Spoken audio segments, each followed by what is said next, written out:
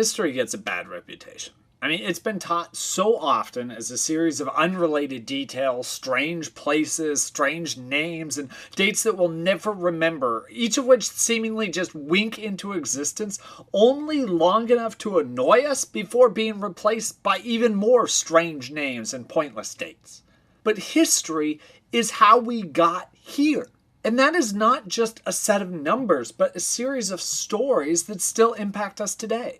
I am an ordained minister of a medium-sized denomination, serving in a church building with regular music, stained glass, tithing, and a precise system of theology that is sometimes easier to spot Aristotle in than the Bible. How did we get from 11 disciples holed up in a house to me? Or to what most Christians in America experience every Sunday morning? And speaking of that, why has Western Christianity so completely dominated the faith? I mean, Jesus was a Jew living in the Middle East. How come French art, English customs, and Greek philosophy define what Christian is in the modern era? Those are the kinds of questions I want to answer this series. I want to tell the story of how we got here, threading the chain of events from the end of the New Testament until today. There will be stories of empires and kings, paupers and beggars, brilliant scholars and power-seeking scumbags, all for the sake of trying to make sense why modern Christians believe and act like we do today. I will try not to get bogged down in dates and names, but to try and stick with the bigger picture as each episode tells the story of one piece of what we believe or do today and how we got here. But first, a few foundational ideas when dealing with Christian history. While I believe that God is always working in the world and always has been, we do not and should not claim that everything which happens has been for the good, or that the winner in every dispute throughout history was the correct one.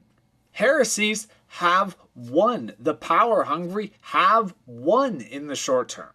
Similarly, one group's survival over another's is not necessarily an indication that they were God's chosen group. Sometimes they just got lucky or were more bloodthirsty.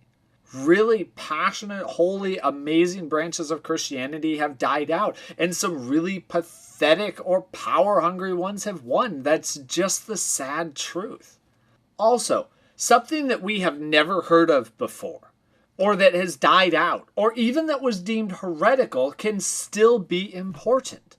Looking back at history, we have established traditions of how to interpret the Bible and what salvation means, but the early church had no guidance like that. They didn't have the canon of Scripture. They were sorting it out as best they could, and many devout, godly people would be deemed heretics centuries later as the window of correct belief slowly narrowed year by year.